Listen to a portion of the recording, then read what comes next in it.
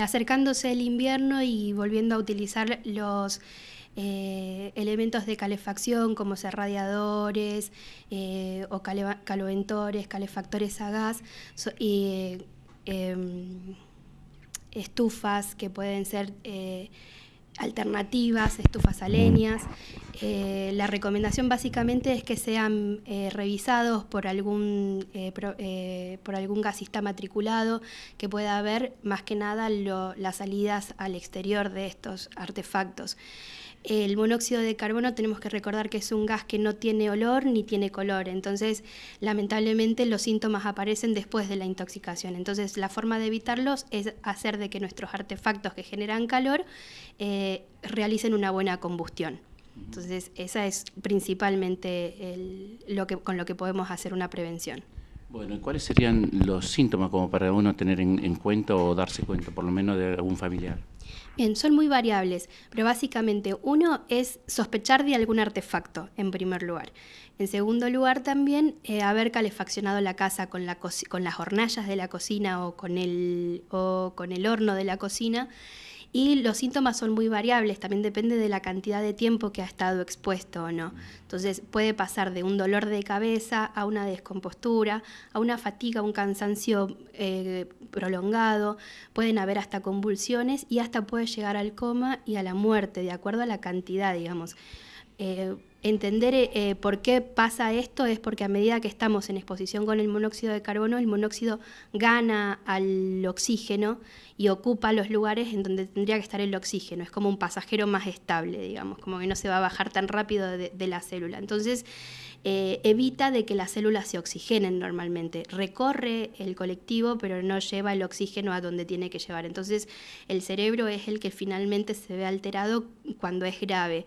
Pero cuando no tiene síntomas tan graves, también hay consecuencias a largo plazo. O sea, se va deteriorando la función cerebral. Entonces, es importante que cualquier síntoma que la persona sospeche que puede hacer en su casa la intoxicación, que consulte a su médico, a un centro de salud o al hospital, porque el tratamiento básicamente es con oxígeno, entonces, y es con oxígeno en tiempo prolongado y más que nada el principal tratamiento en realidad es salir del lugar en donde se está expuesto.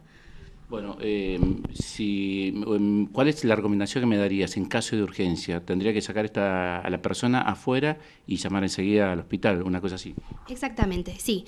Si es que uno entra y ve a personas en las cuales sospecha que pueden estar con intoxicación de monóxido de carbono, es alejarlo de la fuente en la que puede estar generando esto. O sea, si hay una mala combustión o un escape de gas, tal vez cerrar, abrir las ventanas, o sea, tratar de ventilar el ambiente y sacar a la víctima hacia afuera.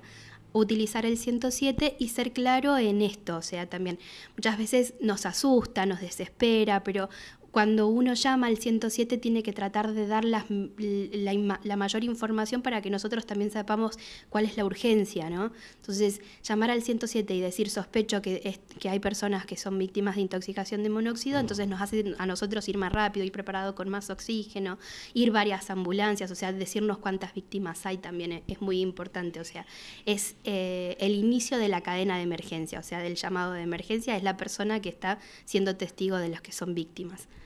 Cintia, hablamos un poco nosotros de lo que son las hornallas, los hornos de las cocinas, pero también hay otros elementos de que la gente a veces se calefacciona, cocina a leña o los braseros, ¿no?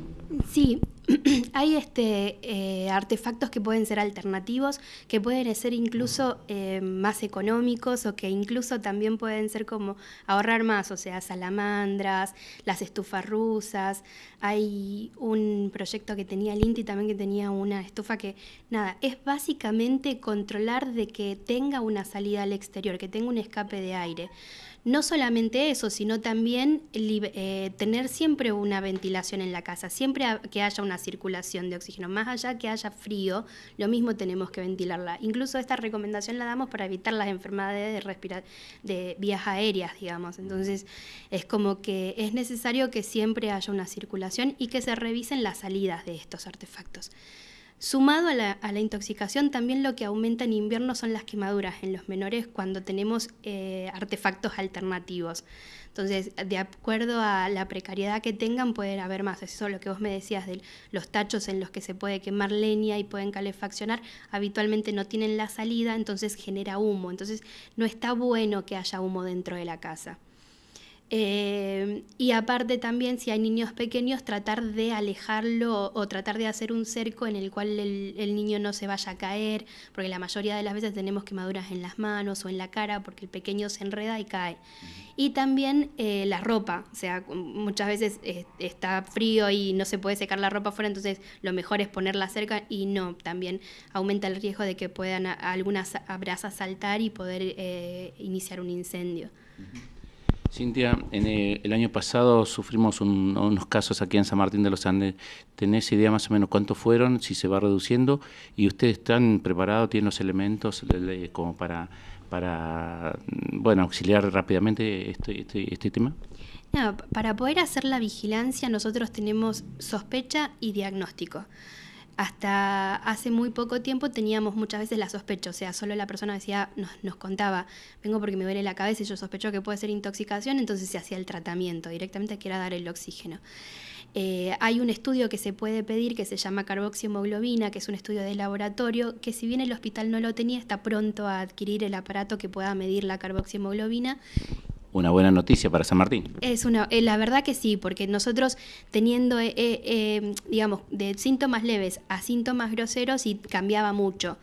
Y aparte también hay que tener en cuenta que las embarazadas son más susceptibles, porque durante el embarazo hay una hemoglobina distinta que se llama hemoglobina fetal, que tiene mayor afinidad que la hemoglobina común. Entonces el bebé, que está el producto del embarazo, sufre más todavía la intoxicación sin que la madre se dé cuenta que está sufriendo, o sea, sin síntomas en la madre. Entonces es mucho más peligroso.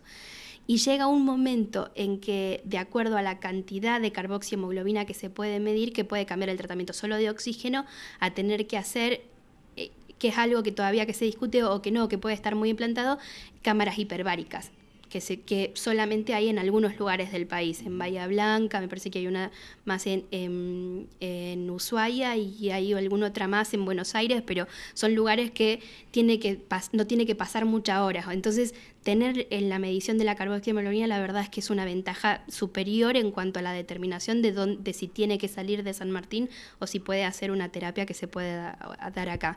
Antes teníamos un medidor que es como si fuese el que mide la alcoholemia, que era a través del aliento, pero la verdad es que era tampoco era tan sensible. O sea, si hablamos de sensibilidad, de algo que realmente nos puede determinar qué es lo que hacer, es la carboxihemoglobina, que por suerte el hospital lo está adquiriendo.